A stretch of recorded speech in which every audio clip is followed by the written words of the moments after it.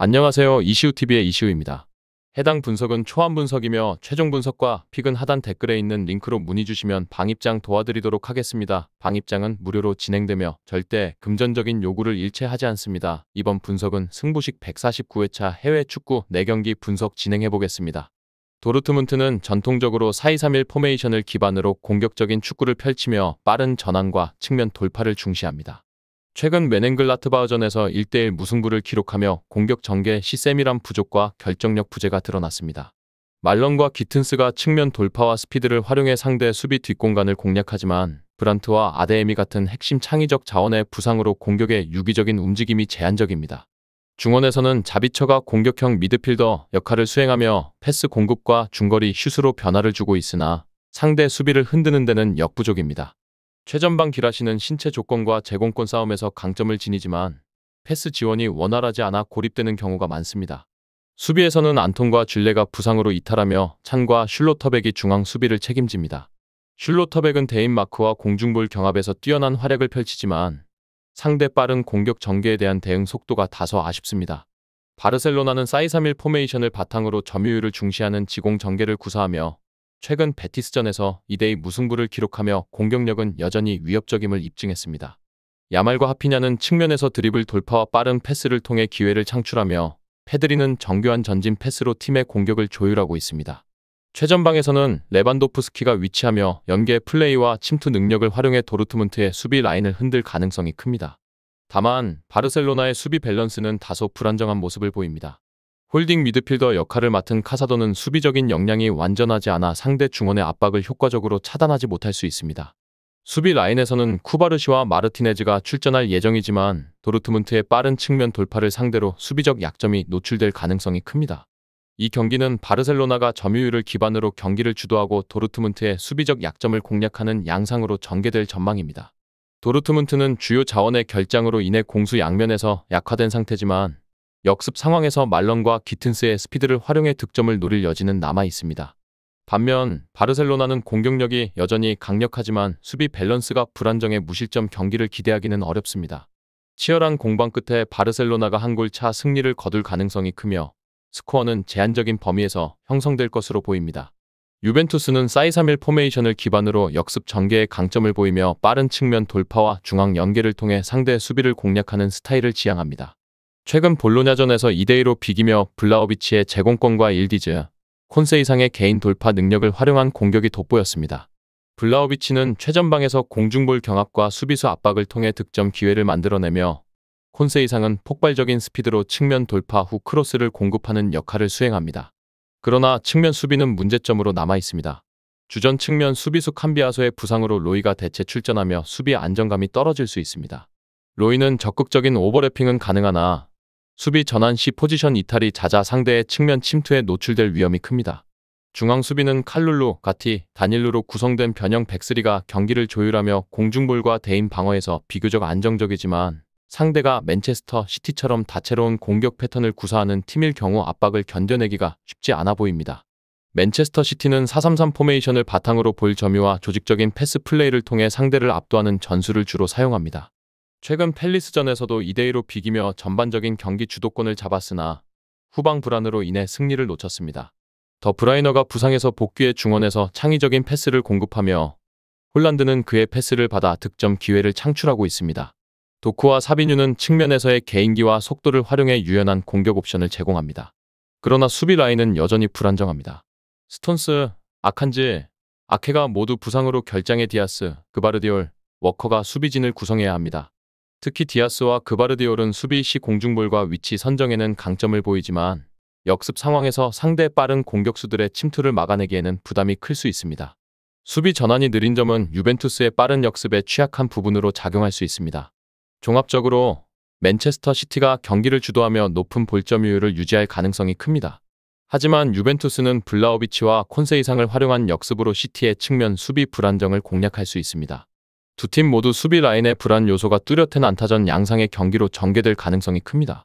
골이 다수 나오는 접전 끝에 승부를 가리기 어려운 경기로 무승부 결과와 오버 득점이 예상됩니다. 이 외에도 다른 축구 분석과 야구 분석 및 종합픽이 궁금하시다면 하단 고정 댓글 링크로 문의 주세요. 아스날은 3-2-4-1 포메이션을 중심으로 점유율을 높이며 유기적인 패스 플레이와 중앙 침투를 통해 경기를 주도하는 전술을 선호합니다. 최근 풀럼과의 경기에서 1대1로 비기며 공격 전개 시 일부 답답한 흐름을 보였지만 세트피스 상황에서는 위협적인 장면을 자주 연출했습니다.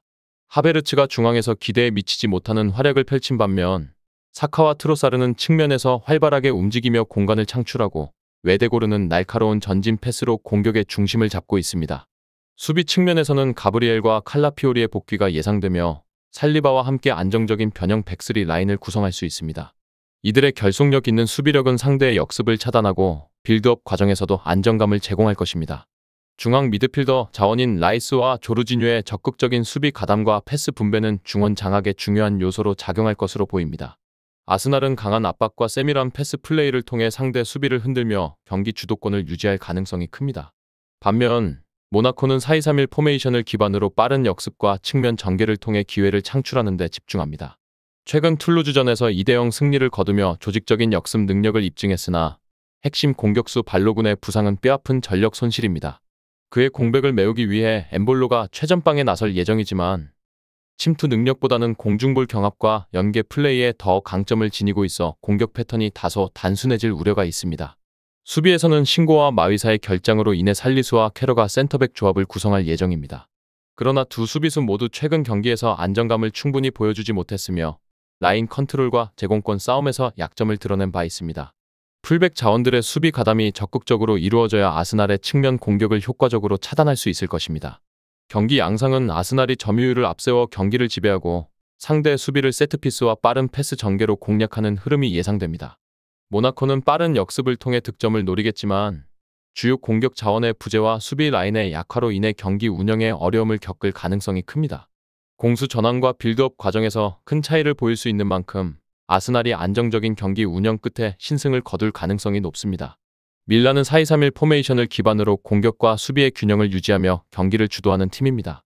최근 아탈란타전에서 1대1로 패배하며 득점력 저하가 드러났으나 여전히 공격과 수비에서 강력한 역량을 보유하고 있습니다. 주력 자원 테오 에르난데스와 라파엘 레앙은 팀 공격의 중심으로 측면에서의 빠른 돌파와 크로스를 통해 상대 수비를 흔들어 득점 기회를 만듭니다. 특히 테오는 풀백이면서도 공수 전환에 적극적으로 가담해 측면과 중앙을 자유롭게 오가는 다재다능한 모습을 보여줍니다. 플리시치의 부상으로 인해 오른쪽 윙어 자리에는 추쿠에제가 나설 가능성이 큽니다. 그의 폭발적인 스피드와 드리블 능력은 상대 측면 수비수들에게 부담을 줄 수 있으며 중앙 미드필더로는 로프터스, 치크가 출전해 공수 양면에서 활약할 것으로 기대됩니다. 최전방에서는 모라타가 제공권을 활용해 공중볼 경합에서 우위를 점하며 득점 기회를 노릴 것입니다. 다만 측면 크로스와 이선의 적극적인 지원이 이루어져야 공격이 더 활발해질 수 있습니다. 수비에서는 가비아와 차오의 센터백 조합이 수비 라인의 중심을 잡고 있으며 포파나가 수비형 미드필더로 수비 밸런스를 보완해 상대의 역습 차단에 주력합니다. 이들은 위치 선정과 대인 방어에서 비교적 안정적인 모습을 보이며 상대의 세트피스 상황에서도 강한 경쟁력을 갖추고 있습니다. 반면 지베지단은 속공 전개를 주로 활용하는 팀으로 4-2-3-1 포메이션을 바탕으로 공격적인 경기 운영을 선호합니다. 최근 오드자치전에서 6-0 대승을 거두며 강력한 화력을 자랑했으나 상위 리그팀을 상대로는 체급 차이를 극복하는 데 어려움을 겪을 수 있습니다. 주전 공격수 밀손과 실라스, 이나비치는 속도와 결정력을 갖춘 공격 조합으로 역습 상황에서 위협적인 존재입니다. 하지만 온라인카의 부재로 인해 공격 패턴이 단조로워질 수 있으며 은디아의 세밀하지 못한 마무리는 기회를 살리지 못할 가능성을 높입니다. 수비에서는 스바이피와 직가가 중심을 잡으며 공중볼 경합과 대인 방어에 강점을 보입니다. 그러나 삼선 미드필더들의 수비 가담이 충분하지 않아 상대의 빠른 전진 패스와 측면 크로스에 취약한 모습을 보일 수 있습니다. 특히 밀란의 공세가 집중될 경우 수비진의 압박은 가중될 것입니다. 종합적으로 밀란은 전술적 유연성과 조직적 수비를 바탕으로 경기를 지배할 가능성이 큽니다. 지베지단은 역습을 통한 득점을 노릴 수 있으나 밀란의 체계적인 수비와 다양한 공격 전술을 넘어서기 어려울 것입니다. 양 팀의 전력을 고려할 때 밀란이 경기를 주도하며 승리를 거둘 가능성이 높으며 2골 이상의 득점 차를 기대할 수 있는 경기입니다. 끝으로 정확한 배당 변동에 따른 실시간 추적과 최종 예측은 배팅 마감 직전까지 이루어져야 합니다. 위 부분을 참고하는 배팅이 아닌 더 근시적인 결과는 배당률 흐름의 변화 및 경기 시작 전 결장자 정보에 따라 변동될 수 있습니다. 함께 배팅으로 더 효율적인 승률을 만들고자 만들어낸 채널입니다. 모든 경기를 영상에 담아내기엔 한계가 있습니다. 이 외 다른 경기들의 정보와 결과 예측 및 더 많은 도움이 필요하시다면 분석방으로 언제든지 연락주세요. 최선을 다해 보이겠습니다.